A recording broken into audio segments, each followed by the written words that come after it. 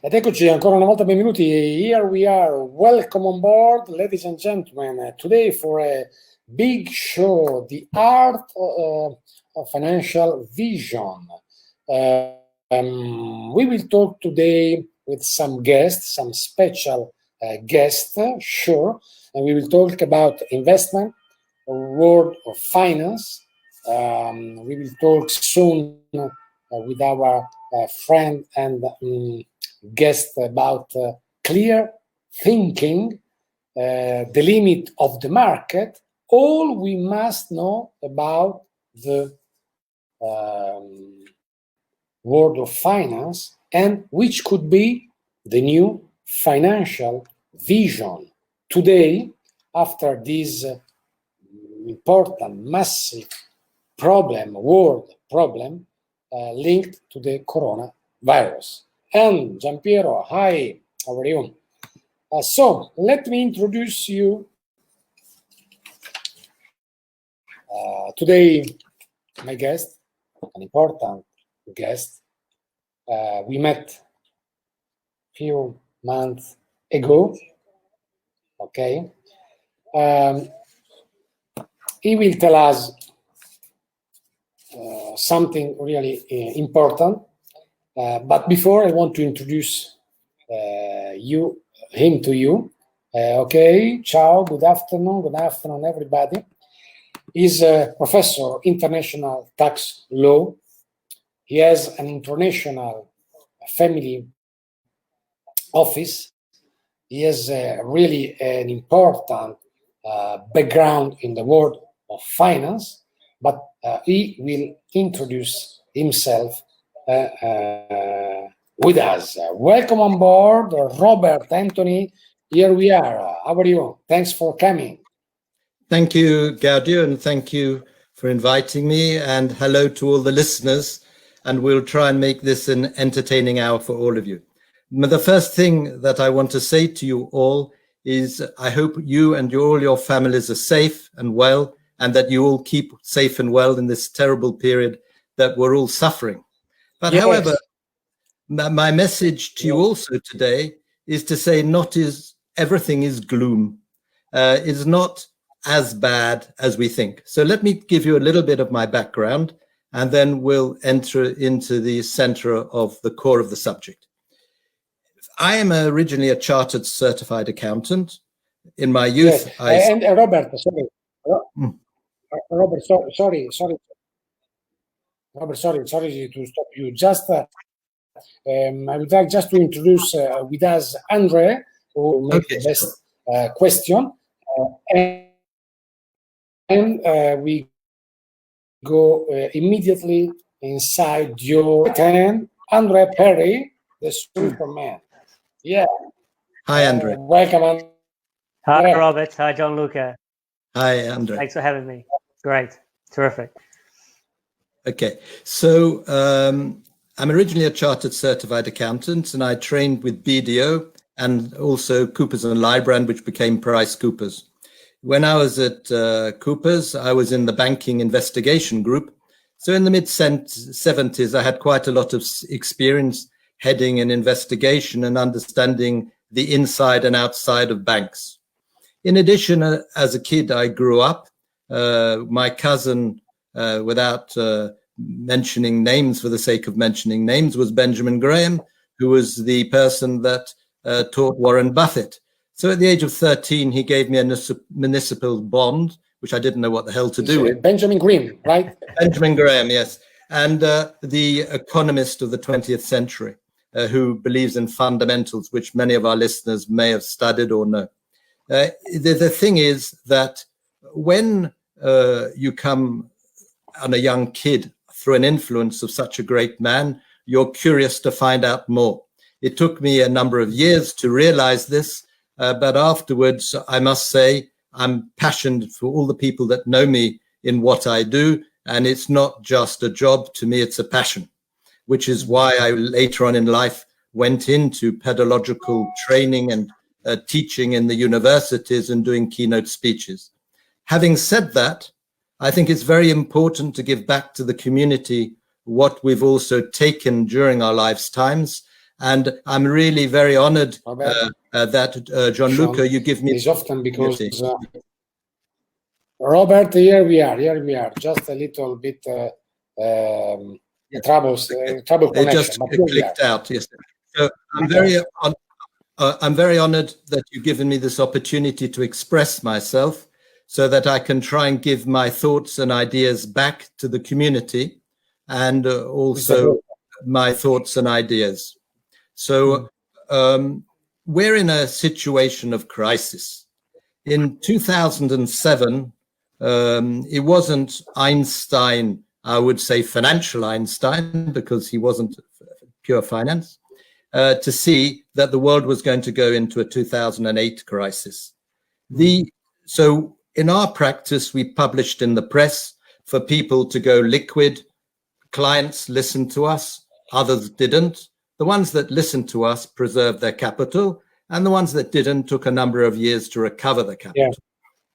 This is a situation which is fairly fundamental, which one has to think about and also study and create benchmarking. Now, one of the problems we have in today's society is electronic trading, and also selling short. So where we have situations of speculation, machines take over the role of people.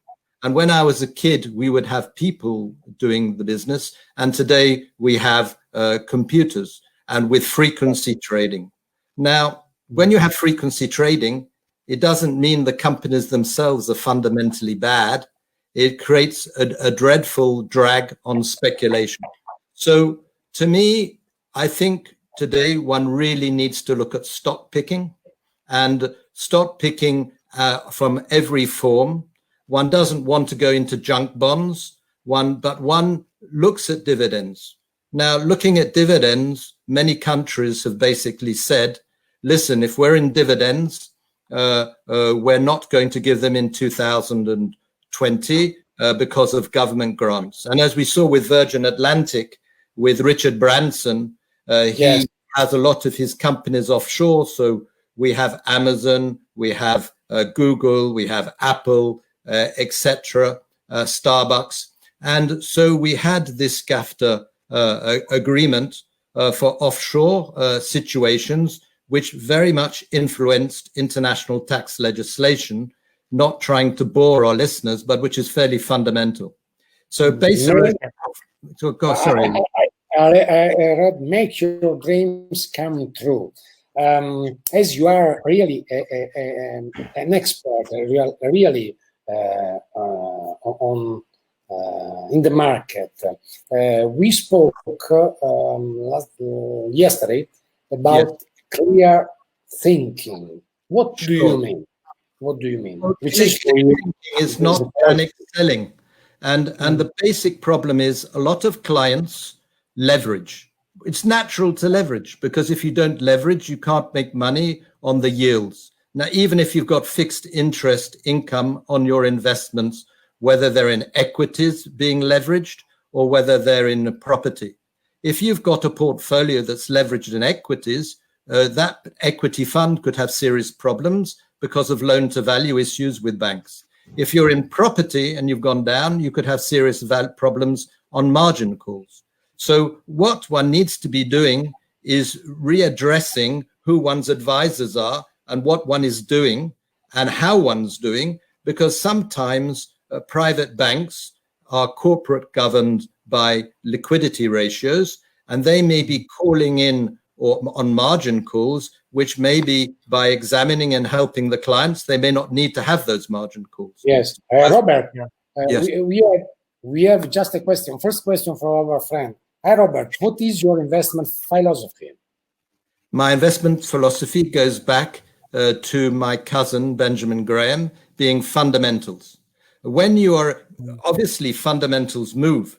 If you were in Kodak yesterday or had a chain of shops selling prints, when I say prints, photographic prints, yes, great photographic prints are now replacing art, which is something close to your heart, Gianluca. But in reality, one needs to be very careful on fundamentals. Food, health is fundamentals, but without speculation, because it's great to be in health or into food, and one sees certain runs on retail supermarkets because of demand, but that doesn't mean that's a long-term game, because timing. So it's not, there's a philosophy in investment which some of your listeners would actually understand. And the philosophy investment is not to panic sell, but not also to expect to sell at the top of the market. Now, if you look at an investment portfolio today, and you actually look at where you are today, you're probably in profit on your investment portfolio, even with the crisis. So there's some things that people need to understand. What was the PIB after the Second World War? Does anybody of the two of you know what the PIB was after really high, really high. Really high, Over 200%. around 240% around Europe.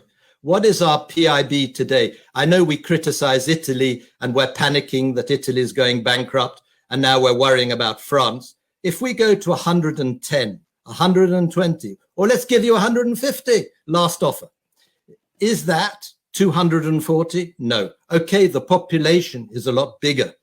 So there are certain sectors of industry and of enterprise that will clearly have its difficulties. But we also need to look very clearly that we will have a bounce back, and we'll have a bounce back a lot faster than a lot of people realize. Yes, we will have certain companies and certain industries that have serious problems. And yes, they may go to the wall, but it's like the Riviera in the south of France. You have the 1 year, the Middle Eastern clients, another year, the British clients, another year, the German clients. And so it will be in an economy that you will have people replacing people. And sure, you have events, organizations in difficulties. You will have airlines in difficulties. But if we amortize that debt on a very low interest rate over 30 to 40 years, is that so a serious situation? And is it not amortized over that period? But Robert, to be clear, it's also the reality in this period is also that a lot of people lose their money in the crisis too. No, is normal. It's for sure. So, it's for sure. Yeah, which are the limit of the market if market has a limit.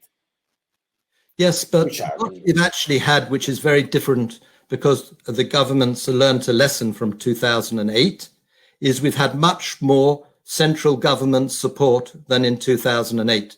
Forgetting of the lockdown, we had a subprime crisis in 2008 where people were investing heavily into property and speculatively, and the property prices crashed.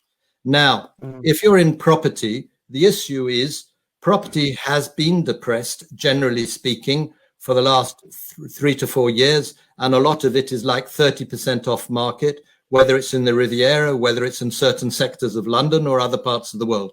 Yes, in America, you've got certain booming because of high employment, but now what is going to happen with the unemployment in America? So my personal feeling, but this is very personal, and one as an investment analyst stroke investment advisor, and we're licensed investment advisors, basically think that markets can go up as well as down. So any of the listeners who are listening to me, I don't take responsibility for my words, and you can say that's very easy because you should all take your own independent advice. But having said that, I don't think it's rocket science to say quality in the short, medium term will be a lot less exposed to risk. And in talking to my professional colleagues in London, they don't feel there's going to be a crisis in certain sectors like industrial units. And we do question mark, will there be new culture in offices? Question mark, what's going to happen with the hotel accommodation? But can I just give you a simple analogy, which all of us know, probably 50%. Robert, sorry, just for saying hello to our friend from Cape Town, watching and learning from here in Cape Town. Chris, Hi, Chris. welcome, Chris. Welcome aboard. And André, we have another question. Right? Have I another question? What I was going to say, then I'll let you ask me a question with pleasure. If you can expect somebody who has a metabolic form and you go to a top psychiatrist or psychologist and you have like half the population who have no problem with weight and the other half the population where we all have a problem with weight. You try to lose weight, but subconsciously you go back to your normal weight. So if you can actually look at habits and traditional habits of human beings, I would question out there if there's any psychologists or psychiatrists there to say, do you not think that we will go back to a lot of our cultural habits when we're allowed to do so, which will then reinforce the certain sectors of commerce and industry and reassure us? So I don't think it's a black and white situation. Yeah, Robert, do you think that since 2008, more people have been concentrating on ensuring they have sufficient diversification in their portfolios now? They've learned that lesson? Well, I think we saw the crypto bubble where everybody wanted to pour into crypto, and now they're now thinking twice, should they be in crypto and into that type of virtual digitalization. But if we basically, that may be part of their small portfolio, and they're suffering at the moment because it's currently like Ripple outside of Bitcoin and EOS and Ethereum, etc. They're not doing as well as they were. But it is always good to be diversified, but then it's more complicated, André. You've got to look at the age of the client. You've got to look at the security of the client, and you've got to give bespoke advice to the individual, because one of the biggest problems where there has been an almighty evolution over the last 12 years is that private banking have traditionally often sold a lot of their own products, and clients basically are a little bit fed up with this. And whilst I would not criticize some of my colleague bankers who I have a high regard for, I think open architecture is very important. So to reply to you, what has actually happened is the control of risk has become a lot harder in terms of regulations, that when you're investing for somebody or you're advising somebody, people want to know what their risks are, and they want to have that criteria. Now, that's a latitude, but I think companies are not as over-indebted as they were. They're more in a stronger position to, if they're a good company, to survive, albeit that they may need government support because we're in extraordinary times. But I actually think we're not in the same environment as 2008, and why I do not agree with panic selling. Robert, a question, please. How can you reduce the taxable rental income on a commercial property in France? Basically, it depends when you buy it. It is always interesting, and I may sound a very strange thing to say today, is I've always believed in debt, because leveraging in debt creates interest costs, and interest costs basically are deductible against rental income. So if you buy with debt, you are basically leveraging. And one of the nice things about France, unlike certain countries, is much easier to get fixed interest rates on term rates, so that when you're buying a property, you have a known cost over a period of the life of the asset. And therefore, if you have quality tenants and you have income, you can actually schedule your cash flow more easily. The other thing, what Macron did, which was very, very clever, he brought in this single dividend tax. Now, depending on the residence of the investor concerned, if you're a French resident and you have what's called CSGRDS, which is the contribution sociale généralisée, you can pay a fixed rate of 30% on your dividends. Now, that represents 12.8% in tax and 17.2% in social charges. That's cheaper than the United Kingdom, where the actual progressive rates are higher. And everybody's frightened sick about the France and what one's doing. But in actual fact, if you structure correctly in France, your overall tax position can be cheaper than the United Kingdom, which is why a lot of top executives are going either to Monaco, where you are, or they're coming to France, but they're structuring themselves correctly. And so, and of course, then you've got the REITs, depending if you're planning on keeping the property as a property deal on a short-term period. So you've got the REITs, the Real Estate Investment Trust, you've got the dividend solution, and you've got debt. So there are ways you can actually reduce. And then lastly, by carrying out building works, because if you carry out major renovation works, that can be offset as a cost. So there are ways to offset, yes. So, Robert, do you mean that debt help customers? Debt is always a good thing if it's managed correctly, because even if you've got debt and the people that are giving you the debt go bankrupt, your debt is sold on to somebody else. Your issue is not the debt itself, it's the quality of the investment that you have. If you have a quality investment and a quality yield and a quality signature, then debt is a good thing. If you effectively don't have a quality signature because you're going out exposed to risk to high yields, then if you don't have a tenant, you've got problems, because if you don't have a tenant, then you're losing money because you've got no income.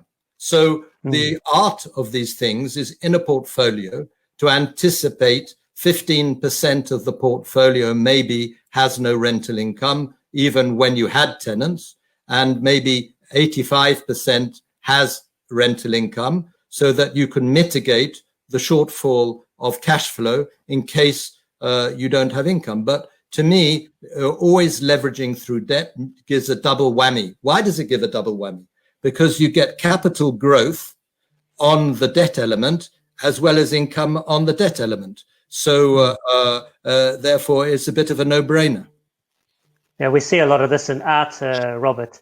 You know, collectors leveraging their collections to buy more pieces, et cetera, et cetera. So we see that a lot in art. Except that, as you know, art, you're only as good as the quality of the piece and the marketplace and the liquidity of the piece. And it's a bit like a building. If you have a prime building in a prime site, everybody wants it. If you have a prime piece of art and you've got a Rubens, everybody wants it. But then it's down to price, supply and demand. So take, for example, last week, people talked to me of a portfolio in Germany. The portfolio in Germany was part of a portfolio of another portfolio. If the people then have margin calls from their banks, they've got to then liquidate their portfolios to basically reinforce the other assets that they're holding, because they have no choice.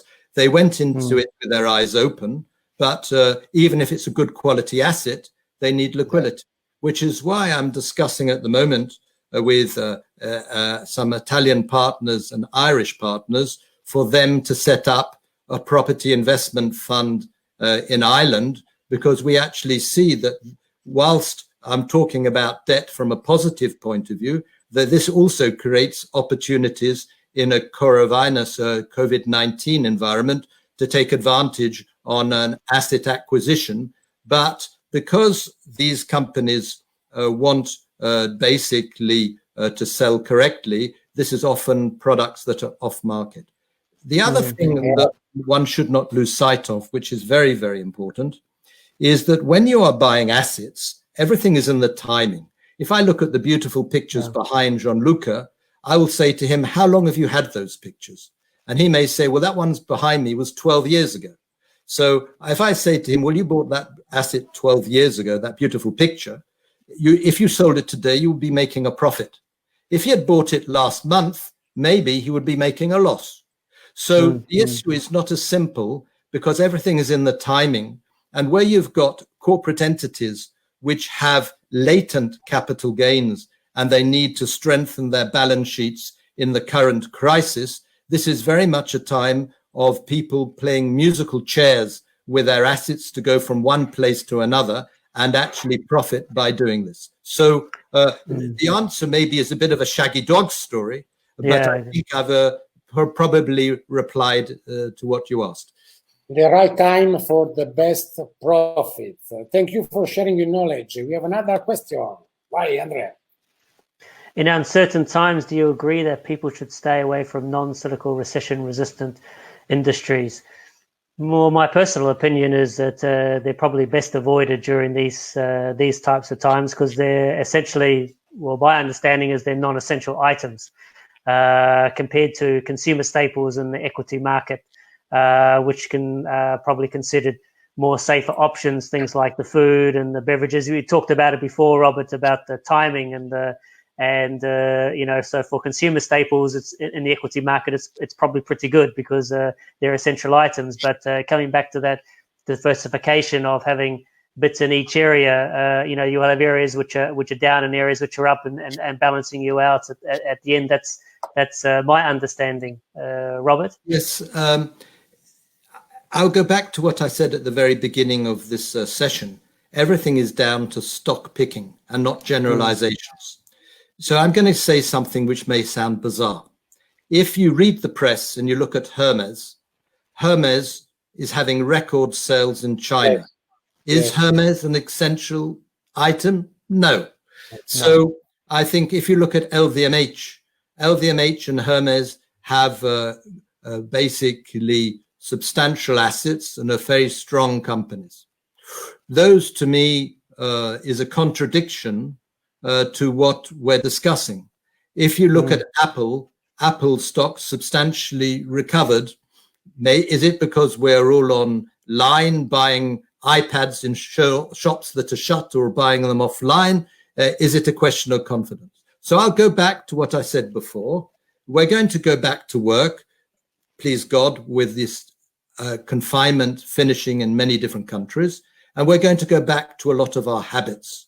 Sure, if people are unemployed where they don't have spare resources, the non-cyclical industries will suffer. And if I were to say to you something very simple, you guys are in Monaco. Will you go to a communal gym next week if it opens? No, yeah, exactly. I think you have your reply. Are you going to go out and buy a new car the minute we come out of things? Unless you actually needed a car, is probably unlikely. So I think the situation is stock picking sectors of industry, but it's not just health. It's not just food. And I'll say something strange. If there was a new restaurant chain that was opening tomorrow, I may actually find that as a very attractive investment because they're going to pick up a lot of bankrupt premises and create a new era. If you basically say that there's a center of a shopping complex in a town where you're going to create a new concept in the shopping complex, that's not essential, but it may be very interesting because we're going to go into new areas. Yes. So I actually think we need to basically look and say sectorial and quality of each individual opportunity. But if you say to me, am I wanting to invest into digitalization? I may say to you, that to me is not as essential as some core industries that really need help where you can make more money. So it really is an M&A philosophy, stock picking and evaluation. Yeah. Robert, we saw before that you won an international award last year, 2019. We have the fact. We show you. Which was? I am a member of Geneva Group International, which is a network of independent professional firms. In actual fact, we're in the top 2 of global multidisciplined practices of professional lawyers, accountants, and advisors. So effectively, we have internal training groups and practice groups, and one of them is the tax group. And when we had the conference is internationally, I try to do my small part to support the members on continued training and basically on various different subjects. And I was greatly honored last year in February 2019, where they awarded me the best technical presentation of the global network. And that I think is what you're talking about.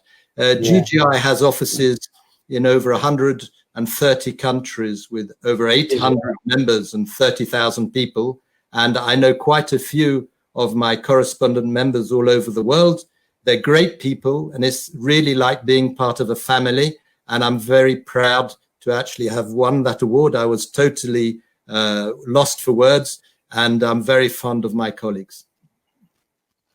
And before to go in your investment point of view around real estate, new asset, and art, I'd like to ask you, for you, which is the analysis of a private banker about the situation? The private bankers will put a portfolio together, and the portfolio often will be in corporate bonds, and if it's indebted, it'll be in equities. It could be in funds.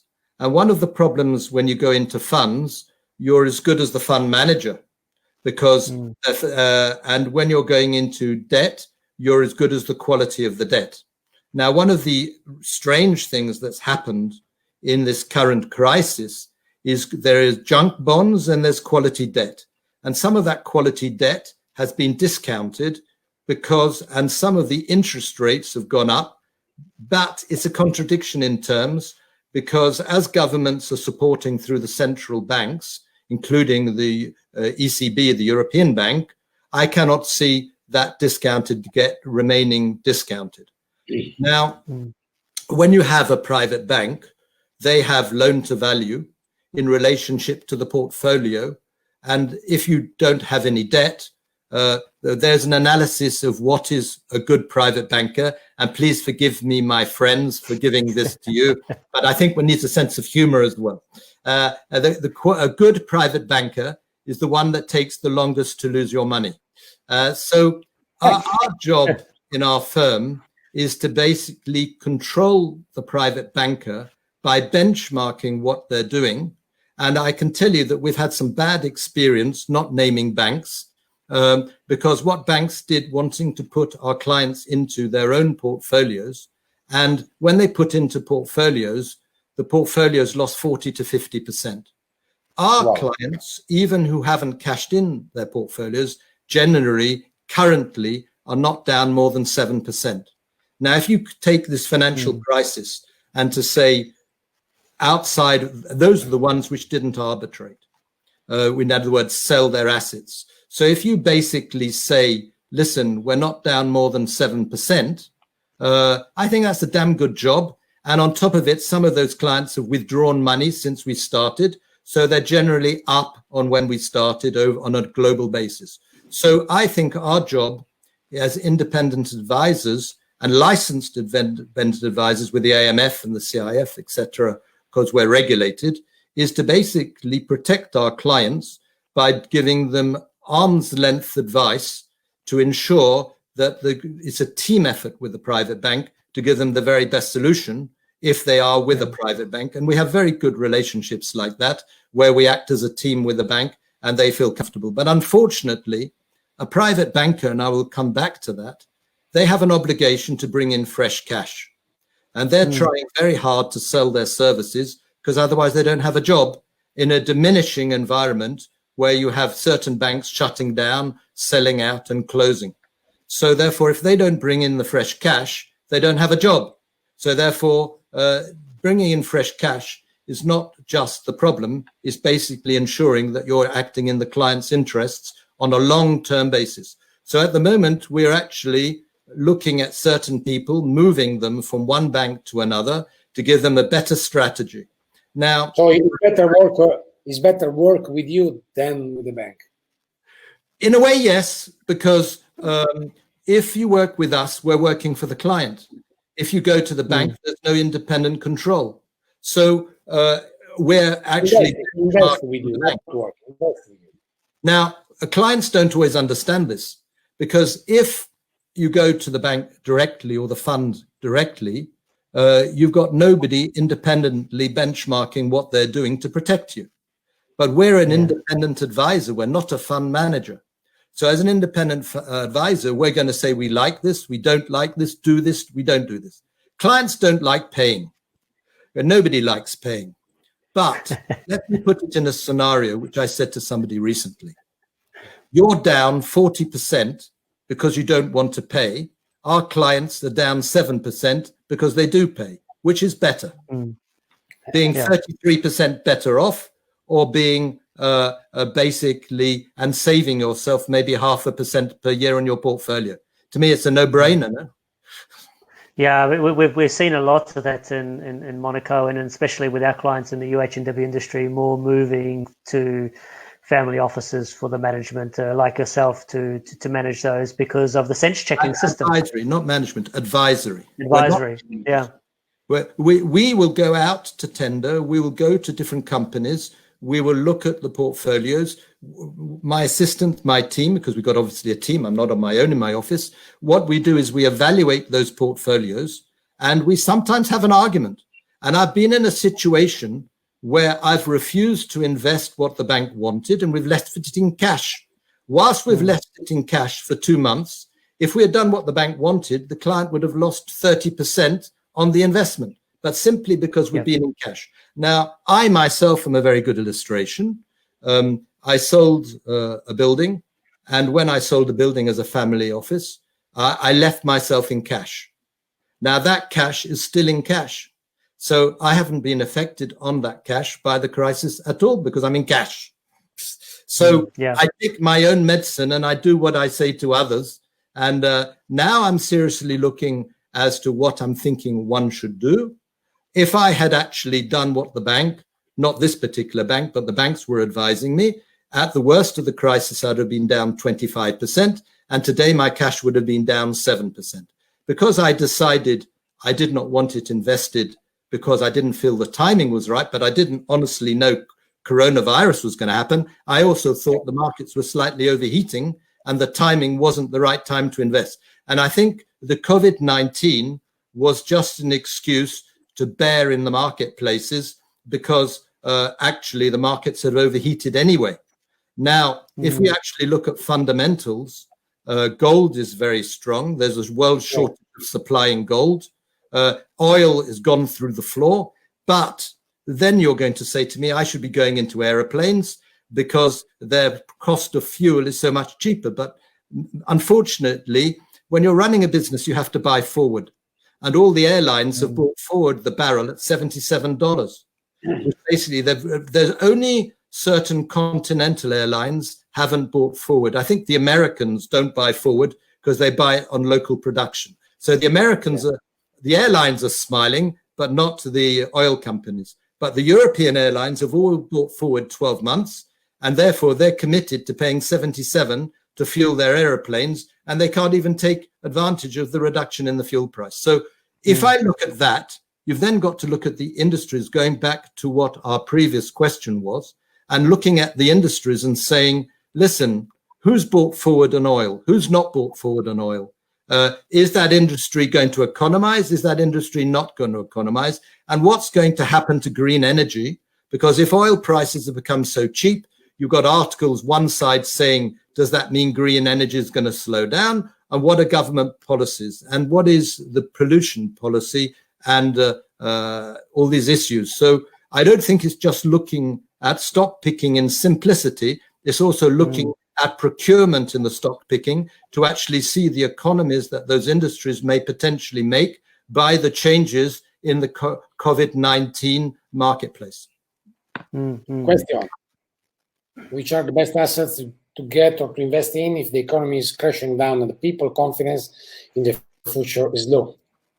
Well, personally, this is why I'm setting up in Ireland a property investment funds with partners, because if you can have blue chip quality signatures and you can leverage on property, you can get good yields with low risk, but you're only as good as the covenants. So you have to make sure that your covenants are quality covenants and you've dissipated risk in a diversified portfolio. But yes, if you look at 2008, the insurance companies, as they are today, were selling off property assets because they needed liquidity. If an insurance company is going to settle a COVID-19 claim, their money has to come from somewhere, which basically means they need to liquidate some of the insurance company assets. To liquidate those insurance company assets effectively means advantages to somebody else. So where one person gains, another loses. Now, therefore, I see basically leveraging into quality property.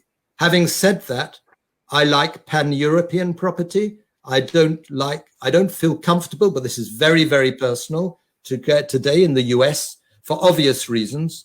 If you have 40 million unemployed in the US, which pushes the US back into recession, I wouldn't feel very comfortable, even if it was a good investment, even with a 35% yield investment going into the US at the moment, because my job is not to go take people into risk.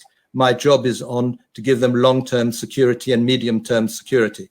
So I would basically remain European-based, go for quality assets, go for diversification into quality assets, and maybe stay clear of offices. Why do I say stay clear of offices? Because we're all learning today telecommunication like we're doing now. And that basically can also mean office sharing and less demand for quality office space. If quality office space goes down, it means that the prices will go down because there's more availability on quality office space. So me, it's once again, not just stock picking, but property picking, being very careful and as to who your tenants are, what they are. Now, are our cultures going to change? If we listen to psychiatrists, they will say, well, we're going to change our culture. We're not going to go shopping. All the shops are going to shut down in the whole street. All the outlets are going to go bust. Basically, doom is here. It's the end of the world. I would say, as I went back to my previous analogy, human beings are people of habit. Once you feel safe, you will go away on holiday. Once you feel safe, you will enjoy the sea. You will enjoy the beach. And women love to get out and dream in the shops, if they buy or don't buy. It's a social event. And no disrespect, I think so do many men. So I don't think that's going to particularly change. However, maybe there will be certain shops that will change their nature and maybe the volume will change. So I think one needs to carefully step back, evaluate and think, yes. You were talking about Ireland and your interest in Ireland. That interest was gained after the reforms that were done after the Celtic Tiger, and a lot of the things that were put in place in Ireland to make it attractive for new investment. Because I was based in Ireland for some time, and I saw firsthand some of the new reforms that were coming in. The US companies which were investing heavily into Ireland, sometimes 20 times more than China into Ireland. All the big pharmaceutical companies are in Ireland, so it's becoming quite an attractive area. Why Ireland for you, Robert? Well, we're not actually investing into Ireland, even though it could be interesting, because I find the country of Ireland is too small a location and too volatile. But in financial services, Ireland is a very attractive place, because let's look at what you have on financial services. You have Malta, you have Luxembourg, and you have the Cayman Islands, and you have Ireland, now, and also the UK, of course. Now, Ireland, whilst being regulated, is a very good place to have qualified investment funds because of its flexibility, which basically means Ireland, Southern Ireland, I hasten to add, Dublin, is part of the European community and remains part of the European community, I am happy to say. which basically means you can passport into every country in the European Union. Now, if I take Italy, where you have a lot of Italian listeners, in Italy, you have the SPA, which is your investment company, where the funds are held, and you have an SGR, which is your fund management company. The SGR, which is a fund management company, is very highly regulated in Italy and extremely difficult and onerous to operate.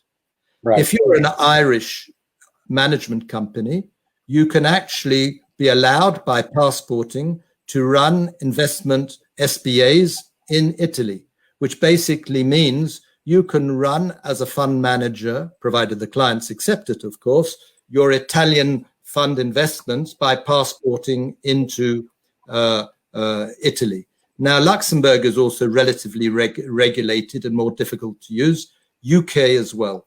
So why Ireland is basically because it's a user-friendly jurisdiction. And why not Malta? Because unfortunately, Malta on the international scene, whilst it's a lovely country with great people, and I've got a lot of Maltese friends, which I'm very fond of, doesn't have the same international image on an investment basis as Ireland. So Ireland is a much more secure. And then on top of it, for Americans, you have the Irish Investment Fund, and the Irish Investment Fund invests into Ireland. So it's user-friendly from a US point of view as well. So Ireland, to me, is a very good jurisdiction for managing investment funds, controlling, and of course, with proper regulators, proper peer review, and proper management. So I think that's very important. What we could suggest to a new customer, or if you have now or tomorrow a new customer coming to you, what do you want? What do you suggest to him? An art investment, a real estate investment, or you have some approach? Which is your first approach? Any investment advisor, first obligation is to listen to the client's needs and wishes. So the first thing we have to do is an audit into their current position. Then they have to fill out a risk profile as to what their risk and what their wishes are and what they want to do. Once we've actually filled out that risk profile of what they want and what they want to do, then depending on that individual, we can make suggestions. We can say, would you like to go into property? Would you like to go into corporate debt? Would you like to go into private equity? There are private equity opportunities. A lot of people would like to be in private equity, but they don't know how to do it. They don't know how to find it. Robert, sorry, a lot of people also has a lot of properties in this moment, this difficult moment, but they have no liquidity. Could you help them? Yes, because what happens, we have to look at the assets and liabilities of each client. Now, it may be, which we've just done a file recently, where a client pledged assets with a bank. We've just done a file where the client had 10 million of debt and he had 7 million of assets. We restructured the file where he left 4 million of assets and we released 3 million of debt, which basically means he had liquidity. Or if we take art, if I take art where you've got a picture on the wall, we can take you to debt in the United States and finance the art. So depending on the quality of the profile of the person, all is down to the profile of the person and your income and your stream. So we have to look at your income, your assets, and your liabilities. But there's one thing, Gianluca and André, which is fundamental today in today's environment, which everybody needs to understand, that we need to understand provenance of funds. Where did the money come from? Because today, new banks will want to carry out know your client, corporate governance, and you have to pass their compliance departments.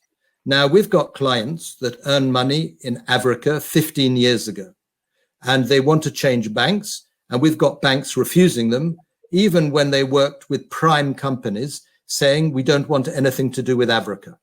So our job is not just trying to create liquidity, but is also to make our clients compliant to today's legislation, which means taxation, which means origin of funds, so that we can make them user-friendly to anybody where they want to go. So a lot of our work today is what I would call forensic accounting, basically going to look at the origin of the funds, proving where it came from. Because if you come to me and say, I want liquidity, and I may say conceptually I can do it, but to give you that liquidity, I need to know where it came from, your asset in the first place. Yeah. And that's even happening with my clients who are staying in the same bank. So take, for example, I have a client who was from the Far East, but he is a Brit. The bank looking after him said, where did you get the money to buy what you have in Europe? So we had to go back and explain, which we could do because we knew how he got the money to buy what he had. So today, the days sometimes is more with the art asset. Sometimes is more difficult, because if you have an artwork, a piece of art since 20 years, it's difficult to prove today how you bought this masterpiece. This is to a certain extent true, and you've got to look at the tax residence of the person. You've got to look at statute barring. A lot of countries around. I had a fun when I was in Frankfurt doing my tax meeting where we were discussing direct taxes. And when we were discussing direct taxes, my colleague said statute barring. And I said, yes, but statute barring where? Because not statute barring in every country was the same period of time. So take, for example, if you say in Italy, he's an Italian and he bought that art piece 15 years ago, perhaps 10 years after 10 years ago, nobody cares because where the money came from. But if you're in another country like the UK, maybe they would say there's no statute barring. I'm not saying I'm right. My UK colleagues will say I'm right. But so therefore, it's not as simple. It's a question of the residency of the person, right, where they bought, and whether there is a period of statute barring. So, but there's no, this is why I say you've got to take each client individually. Each client you've got to deal on an individual basis, listen to their story, understand, put a picture together that hangs together, and then go from there, because otherwise you can promise something that you can't deliver. And that's not really the way I work. I think it's very important to say when you don't know. I may have a certain level of knowledge, but when I don't know, I prefer to say I don't know as well, because I think that's also important. Mm-hmm. From a retail aspect, from what we also do in Monaco, we see the art, the watches, diamonds as well, all adding into those diversification streams now for the clients, as well as traditional precious metals, the gold and the silver, and of course the property as well. I'm very involved at the moment in major gold deals, and on those major gold deals for my clients, we have a problem in terms of sanctions and problems of provenance. Now, depending which countries you're dealing with will depend as to what you can do. So if you're trying to buy from certain DLC countries, you've got a problem because nobody wants to deal with them. If you're buying things with sanctioned people or politically involved people, is problematical. So banks today are picky, and just because you do a transaction doesn't mean you can cash the money. We were looking to help a client just a few days ago who was carrying out a major transaction with the United States government. And we couldn't open him a bank account to take his commission because not one single person wanted to touch a payment from the United States because they were worried about fraud. So it's complicated. I'm not saying there aren't solutions, because maybe there are solutions, but at the same time, we have to think very carefully. You must have the right solution. And also, Gianluca, that the funds of your clients don't end up blocked. Take, for example, Morocco. Morocco joined the exchange of information of the OECD, the overseas community. And people in Morocco don't want to pay tax. What happens to their money in Switzerland, where they've never declared it, and at the same time now they're part of exchange of information? People in the United Kingdom, you've got a problem of non-domicile status, where you had a window of opportunity to restructure. Most of the foreigners in London or the UK of high net worth were like ostriches. They did nothing. So, and then when people wake up when they've got a problem, then they'll come to me saying, how do you resolve it?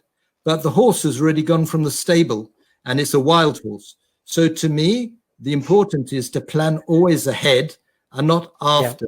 But that's a client issue, and we try to do our best to help them where we can, but we're not miracle makers and we're not magicians either. And we also have to do what's legal, because I want to see my grandchildren when I get old. Tell us more about your relation with Benjamin Green. Well, Benjamin, when I was 13 years old, Benjamin Graham came to London. He was living in the United States. He was a professor of finance in the United States, a very well-known professor. He was originally British. And he came and he gave me a present as a municipal bond. Well, what does a 13-year-old do with a New York municipal bond? Not a lot. But he was a great man, and he's written many books. And it's somebody, if you haven't read him, one should really read him, because he's an extraordinary person who very much influenced the 20th century. And he basically created a lot of the values where he didn't make the fortune himself for Warren Buffett, which he taught his values to Warren Buffett. So if you were to talk to Warren Buffett, he would be a better person to explain the thoughts.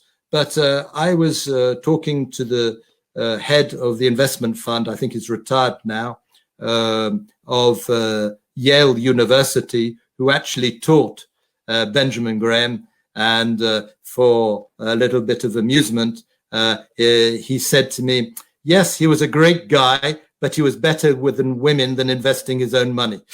Hey, Robert, I know that you are for sure a financial expert, but you are also a good singer. My mother was an opera singer in the Second World War. So, and that's how she met my father. And so I grew up where about the age of 11, I think I'd seen every single opera with my father that had been written. So I was influenced, and I joined a motet choir when I was a kid till around the age of 17.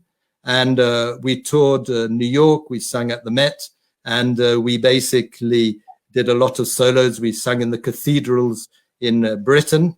And then a little later, I was a bit lost when I left school. So I joined the London Philharmonic Choir at that time as a bass.